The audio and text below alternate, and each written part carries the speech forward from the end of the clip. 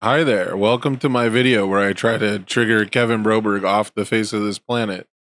Just kidding. I've tried to record this video all week, but between jet lag, getting sick after getting home from Atlanta, my energy levels making the first recording of this video were really low, made it feel more snarky than comedic, etc., etc. I'm kind of throwing in the towel on the ban list video overall.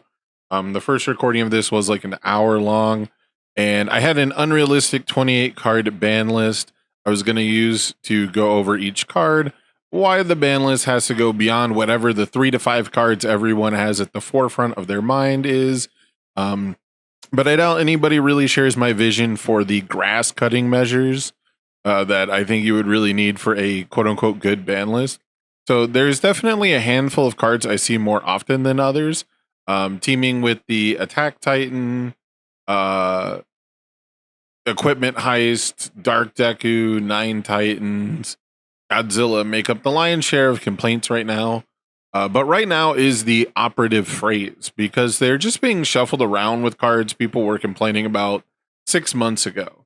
So these cards can tend to go hand in hand, like Beast Titans, Rock Barrage, Falling Titans, Hang Ten, City Rampage, etc., etc. And that's to not even go into the character designs themselves that quote unquote break the normal conventions of the game, whatever that means.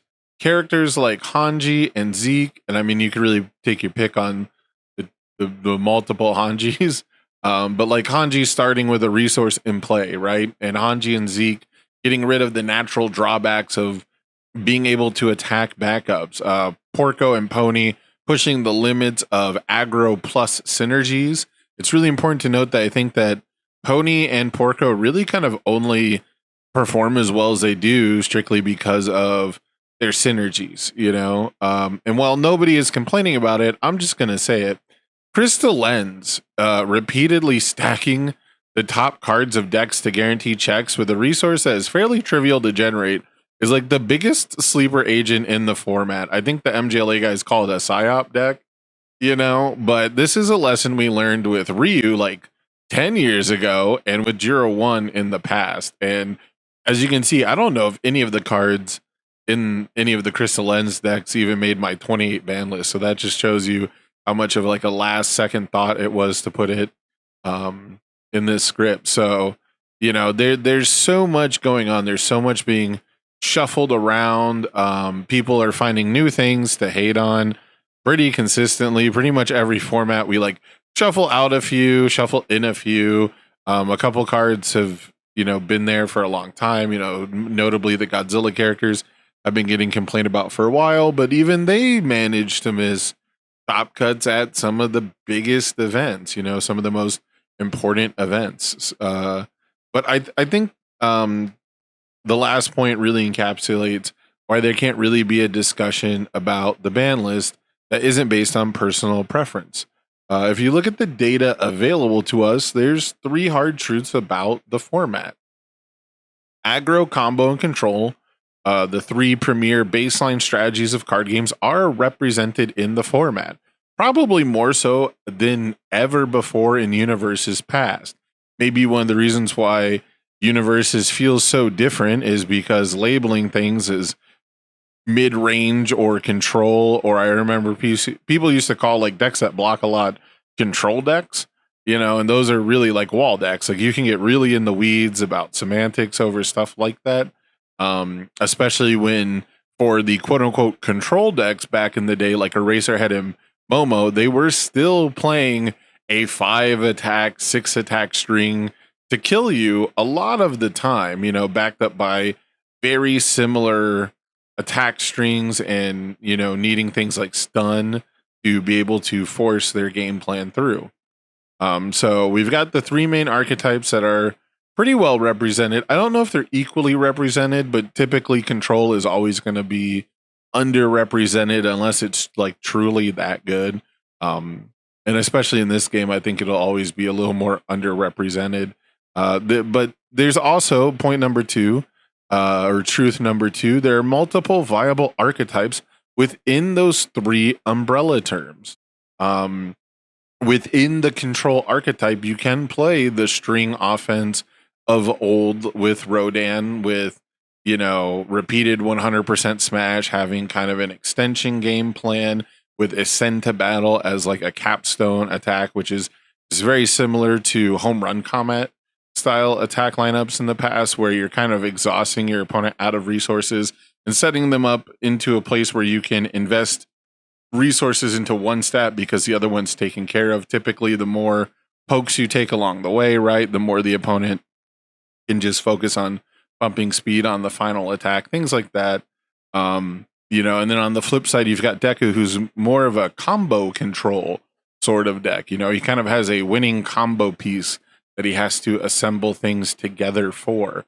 You've got Aggro Pony, who functions pretty similarly to Porco, but they have different power spikes.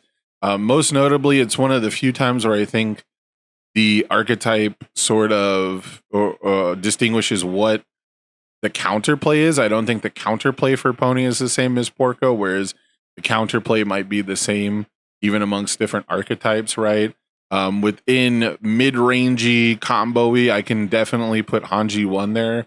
After I played it this weekend, it very much felt like a combo deck where all the synergies are the same thing. It's numbers for backups, number up for backups, number down for backups, stuff like that.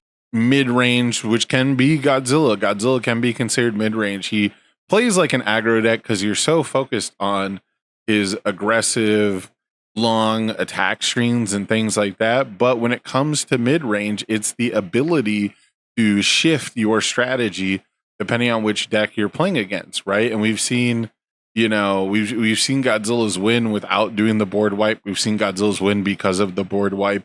We've seen Godzilla's win because they rely on their health total. And we've seen them win because they decide to actually spend momentum and block. You know, sometimes committing literally everything in your stage isn't like the biggest deal. And I really feel like Godzilla is not beholden to like turn 2, turn 3 aggression because of that board wipe, because of that reset. So you can definitely have a lot of nuance within these archetypes that are under the umbrella terms. And within those archetypes, truth number 3 is there's multiple characters who typically fit different strategies, or at the very least, the characters that do can be tuned one direction or another. Best example of that recently has probably been Zeke Yeager, the War Chief. Depending on if you're playing the Life version or the Chaos version, those decks can play very differently. They play on different turns. You know, they have different power spikes, right? And their overall strategies are probably very different. I don't think the Chaos version wants to rely on Falling Titans very much, for example, but I do believe that the Life version loves Falling Titans, not to mention the existence of Harnessing Undeath is very, very contextual based on your matchup, right? And based on like what turn of the game it is. Having a 4 low for 4 that burns you for 2 with no momentum, very, very different than a 4 low for 4 that burns you for 25 with 1 momentum, right? So there's different tunings that you can do, and you can see those characters. I think we used to see that probably a little bit more in the past, and we see it less now. I think Ghidorah fit that mold as well. I think King Ghidorah was definitely in the realm of see some really aggressive aggro decks that say you just can't play around my head counters in a race, versus the ones like Andrew Porat who pretty much were just determined to mill you out, right? And it's very cool to see that these characters can adjust their strategies sometimes within the same deck. Sometimes I see really aggressive lists that they miss their window of opportunity, and we just have to start relying on good old fundamental universes. I think fundamental universes was a big part of Bill Birch winning the last regional, despite all the super insane, crazy strategies that existed. You know, the equipment heist decks that existed, the Hanji Zoes that almost all converted into Top Cut, and probably would have if there wasn't a mirror at the end. You know, they have these wacky wombo combos. You know, Mitchell Chimino and Top Cut again with Deku has this wacky wombo combo that is, you know, just disgusting numbers that we've never really seen before at rates that you probably wouldn't have guessed back in the MHA days. So I think that those three things alone make it really hard to make an argument for an unbiased ban list. You know, you can always want to ban stuff because you don't think it should exist. You can always want to ban stuff because it's really NPE or whatever, but I don't think you can really make a balanced argument. Again, just going based on data that we have, which also isn't a lot. So if the lack of actual character diversity is an issue, I can sort of understand that. I personally don't find it that different whether it's a pony or a Porco making me watch some solitaire for 20 minutes to play 5 cards, or if it's Rodan versus Deku forcing me to draw the God-given nuts on turn 2 and 3 respectively. You know, I think there's a separate discussion I might try to have. I really want to start doing, I should really start doing like podcasting stuff again, because I don't like sort of like mansplaining to my audience. I'd really much rather have a discussion with different perspectives, because I do feel like I am more open-minded than I was in the past, or at the very least, in the past, I didn't find very many good arguments against the stances that I had back when I hated Giro 1, back when I, you know, really wanted to just be able to afford blocking with Faith Shield. You know, there was a point where Faith Shield was dominating the format, and then it was like, wow, aggro is so good, I can't block with a +3 mod ever. Do you guys remember those times?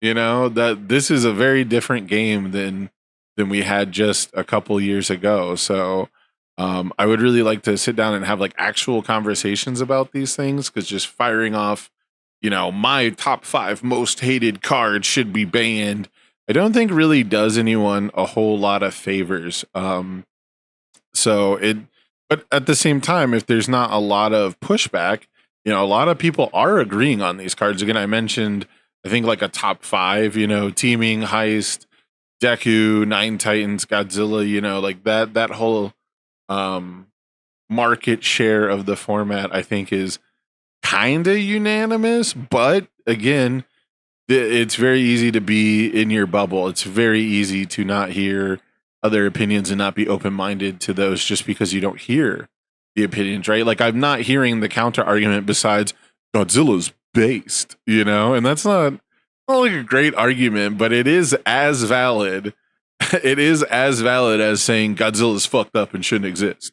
You know, those two things are equally valid, unfortunately, until you expand on the ideas. And that's what I was originally going to do with this ban list. I was going to expand on why Wingnut Sabotage is a card you don't really see a ton of in top cuts and things like that. But if you got rid of like 5 or 6 of these cards, you probably would. Vast Hybrid Chimera Kraken, nobody complains about this fucking card. This card is fucked up. This card is nuts. This card is the game winningest card I think I see every tournament, you know, like I don't know. It makes air and water actually fucking playable.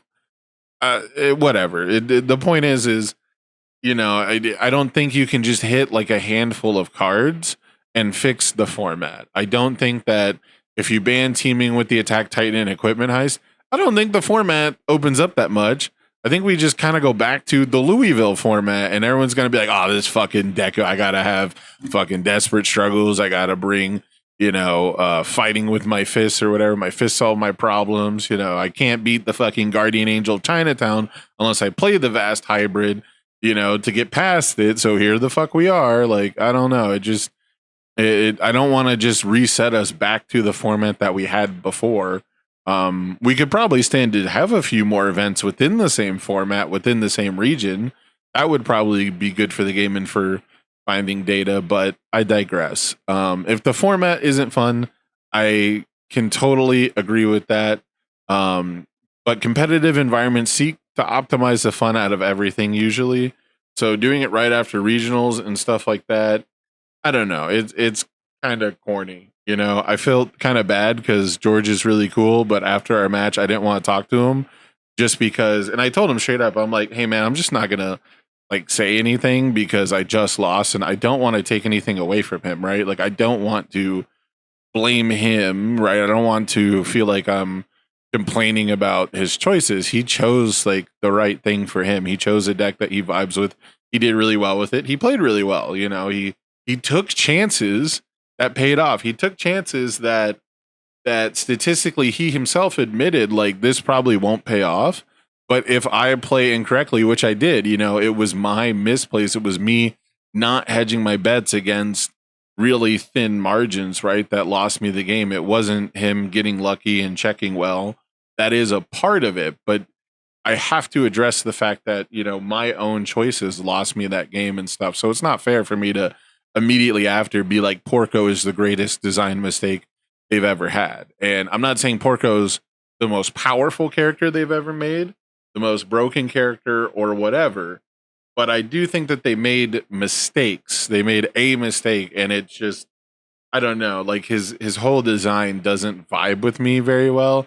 It again, the video for another time, but um I can totally, you know, validate so many opinions about the format. Sometimes the format's just not the one you want, you know? Like I dropped into Magic the Gathering because Bloomborough was sick as fuck.